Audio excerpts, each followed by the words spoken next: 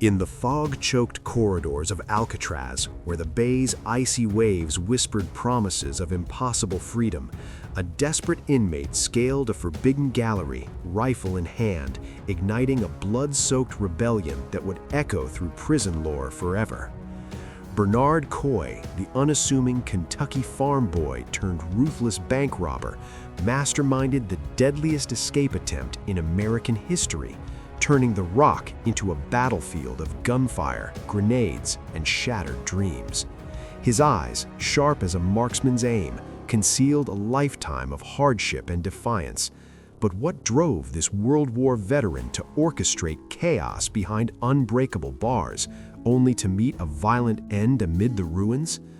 Uncover the shadows of betrayal, bravery, and brutal fate in a tale that blurs the line between outlaw and legend.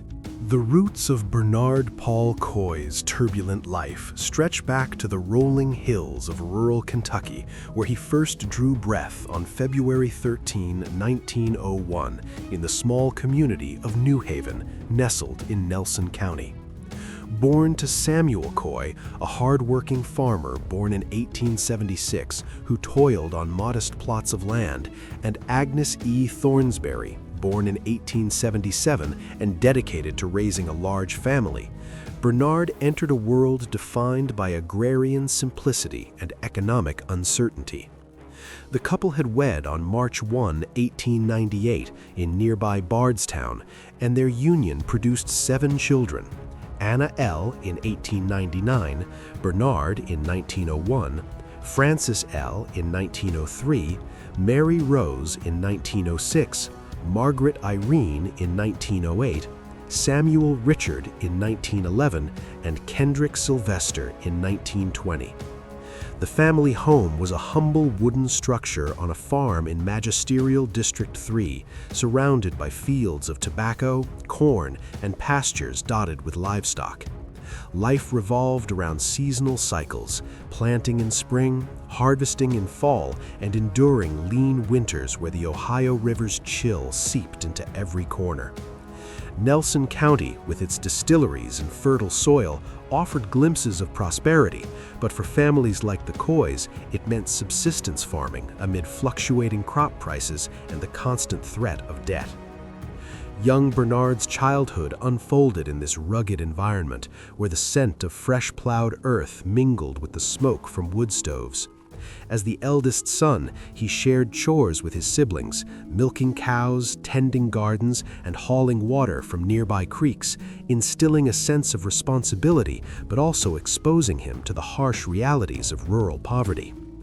The family attended local Catholic services, drawing on faith for solace, though economic pressures often strained household bonds. Schooling was basic and intermittent. Bernard attended a one-room schoolhouse in New Haven, learning reading, writing, and arithmetic alongside neighborhood children up to his early teens. Lessons included Bible stories and American history, tales of pioneers and Civil War heroes that sparked a boyish fascination with adventure and resilience. Yet academics held little allure. He preferred the outdoors, roaming the wooded hills with makeshift rifles fashioned from branches, honing an early talent for marksmanship by hunting squirrels and rabbits to supplement family meals. Personality-wise, young Bernard emerged as steady and introspective, not the boisterous leader, but a quiet observer with a sharp mind and mechanical aptitude. Friends from the farms recalled him as reliable and loyal, often fixing broken tools or organizing games of baseball in dusty fields. His siblings looked up to him, sharing cramped bedrooms where bedtime stories of frontier outlaws like Jesse James fueled imaginations. Influences abounded from the community's tight-knit fabric, neighboring farmers sharing war tales from the Spanish-American conflict, instilling patriotism, while the Great War's distant rumble in Europe stirred a sense of duty. At just 16, in 1917, Bernard enlisted in the U.S. Army, driven by dreams of heroism and escape from farm drudgery. He served with distinction in World War I, experiencing the trenches' horrors, mud, gunfire, and camaraderie that forged a resilient mindset, but also a disdain for blind authority. Discharged honorably after the armistice, Bernard re-enlisted, seeking stability in military life. Stationed Southside, he married Myrtle M. Walker on January 27, 1920, in Clark County, Indiana, a union that promised domestic bliss amid the roaring 20s optimism. They settled briefly in Kentucky, where Bernard worked odd jobs as a painter and decorator, his skilled hands turning to brushes and ladders for steady pay. Dreams took shape, a family home, perhaps children, and financial security in a booming post-war economy. Yet struggles mounted. The military's rigid structure chafed against his independent spirit, leading to desertion in 1926 after a burglary arrest that tarnished his record with a dishonorable discharge. This betrayal by the institution he once revered deepened a growing cynicism, viewing society as unforgiving to those who faltered. The 1920s brought nomadic years, drifting through Kentucky and Wisconsin, where Bernard's mechanical talents shone. He repaired machinery for farms and factories, but economic instability loomed. The Wall Street crash of 1929 amplified hardships. Unemployment ravaged rural areas, banks foreclosed on farms, and Prohibition's bootlegging tempted quick schemes. Bernard's marriage strained under financial pressures, with no children to anchor them, fostering isolation. Early influences shifted from heroic tales to the gritty reality of survival. Associates in saloons whispered of easy scores, blurring lines between need and greed. His expert marksmanship, honed in the Army, became a double-edged skill, useful for hunting, ominous for crime. By the early 1930s, Bernard's mindset had evolved from dutiful son to disillusioned drifter. Struggles with authority, rooted in his desertion and wartime traumas, bred resentment toward a system that rewarded the elite while crushing the poor. He resided in Jefferson County, Kentucky as late as 1935, eking out a living amid the Great Depression's dust bowls and breadlines. Dreams of a simple life, owning a small workshop, reuniting with family, faded under poverty's weight. Instead, he gravitated toward risk, viewing crime not as moral failure, but pragmatic response.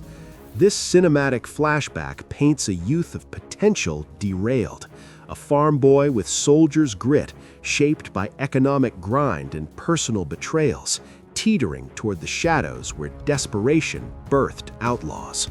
As the Great Depression's iron grip tightened on rural Kentucky, Bernard Coy's descent into the criminal underworld unfolded not with a sudden plunge, but a gradual erosion of options, where honest labor yielded only hunger. By the mid-1920s, his dishonorable discharge had left him scarred, drifting through low-wage jobs as a painter and decorator, but brushes couldn't paint over mounting debts. Early crimes were petty, burglaries in Wisconsin and Kentucky, targeting homes for quick cash, convictions that landed him brief stints in local jails, hardening his resolve without deterring him. These acts, born from necessity amid Prohibition's temptations, marked his entry.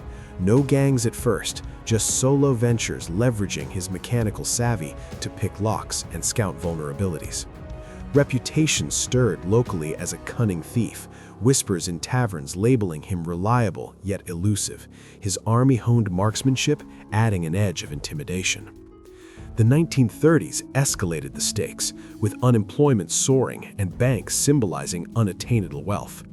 Coy's crimes shifted to armed robberies, exploiting the era's chaos where desperate men turned outlaw. Step by step, he assembled loose alliances, brothers Samuel Richard and cousin Delbert Lee Stiles, family ties providing trust in a treacherous world. Major events crystallized in 1937, a year of bold strikes amid Kentucky's economic ruins. On March 8, the trio targeted Myers Cut-Rate Liquor Store in Louisville, storming in with firearms, demanding the register's $127, a meager haul, but practice in coercion. They fled unscathed, adrenaline fueling escalation. Turning points followed swiftly. On March 25th, Coy and Stiles hit the Bank of New Haven, his birthplace, wielding a sawed-off 20-gauge shotgun. Forcing assistant cashier Earl Kirkpatrick into the vault at gunpoint, they ransacked for $2,175, binding victims and escaping in a stolen 1935 Ford V8.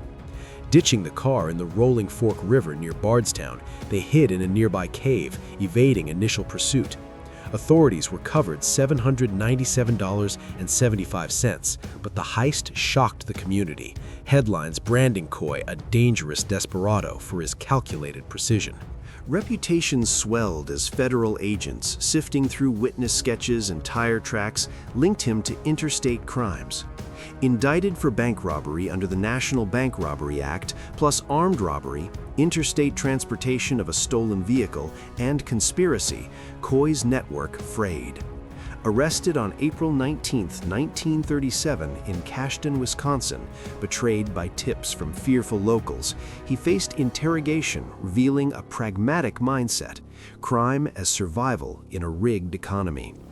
Tried in the United States District Court for the Western District of Kentucky, he was convicted on June 3, 1937, sentenced to 20 years for the bank robbery plus a $100 fine, with consecutive one-year terms for the others, totaling 26 years. Appeals in 1940, 1944, and 1945, reaching the Supreme Court, failed, underscoring his growing infamy as a persistent threat. Coy's crime history embodied Depression-era desperation, from burglaries claiming trinkets to armed holdups netting thousands, always non-lethal but ruthless in execution. No murders or kidnappings marred his record, but the bank job's audacity, robbing his hometown, made him infamous, FBI files portraying a marksman who outsmarted rural lawmen. Internal dynamics revealed psychological depth, loyalty to family accomplices, resentment toward banks as symbols of oppression, and a thrill in evasion that echoed his wartime escapes. As chains clanked toward federal penitentiaries, Coy's dark legacy solidified, a product of hardship whose step-by-step ascent from thief to robber mirrored a nation's fractures, only to crash against justice's unyielding wall. Federal marshals hauled Bernard Coy into custody on April 19, 1937, following his Wisconsin arrest, sealing his fate with a 26-year sentence.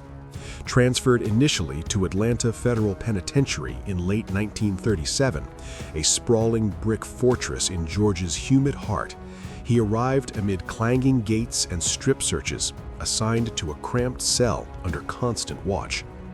Deemed a problem inmate for his defiant streak and mechanical ingenuity, Coy's disruptive behavior, perhaps minor infractions like tool hoarding, prompted a swift move to Alcatraz Federal Penitentiary in 1938, the nation's escape-proof bastion on San Francisco Bay.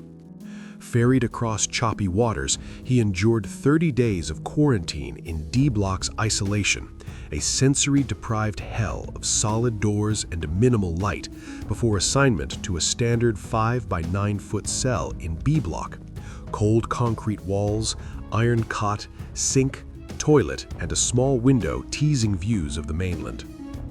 Alcatraz's daily grind was engineered for psychological breakage. Reveille at 6:30 a.m. sharp, silent marches to the mess hall for bland meals, oatmeal, beans, stale bread, eaten under guards' rifle sights, utensils counted obsessively to thwart weapons. Labor-filled days. Around 1940, Coy secured the coveted role of library orderly, sweeping B and C blocks corridors, wiping rails, washing windows, polishing floors, and painting walls.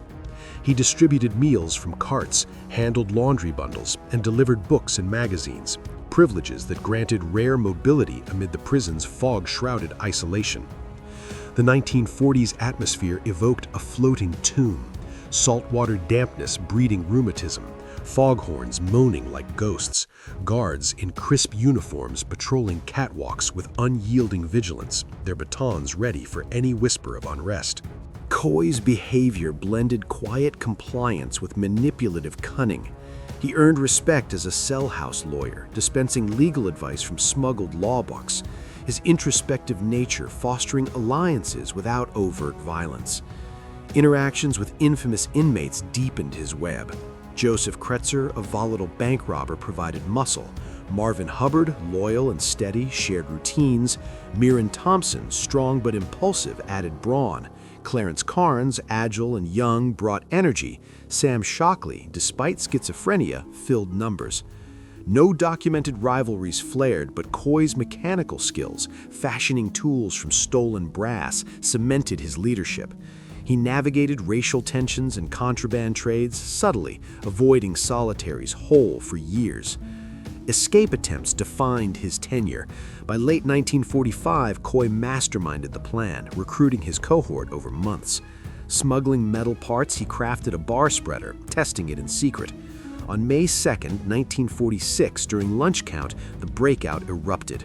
Hubbard distracted guard William A. Miller. Coy ambushed him, seizing keys and a rifle, releasing allies from D Block using the spreader lubricated with axle grease.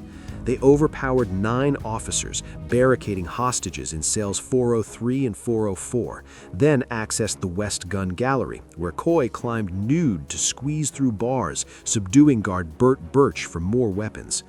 Lacking yard key number 107, the scheme unraveled. Miller's beating triggered alarms at 2:10 p.m., unleashing chaos. Tear gas, gunfire, and marine grenades assaulted the block. Kretzer executed hostages in rage. Coy, Kretzer, and Hubbard retreated to C Block's utility corridor, barricaded amid pipes and shadows, holding out in a desperate siege that led inexorably to their bloody demise. Bernard Coy's defiant stand in Alcatraz's shadowed corridors culminated on May 4, 1946, as U.S. Marines stormed the besieged C Block with grenades and rifle fire, the air thick with tear gas and acrid smoke. Holed up in the utility passage with Joseph Kretzer and Marvin Hubbard, Coy clutched a stolen .30-06 rifle, clad in a guard's coat over his prison blues, firing sporadically at shadows. Around 9:45 a.m., amid the deafening barrage, fatal bullets pierced his body, penetrating wounds to the chest and head, felling him at age 45 in a pool of blood, his co-conspirator slain nearby. The 3-day Battle of Alcatraz ended with Coy's unclaimed corpse autopsied, revealing a man worn by years of incarceration but unbroken in spirit.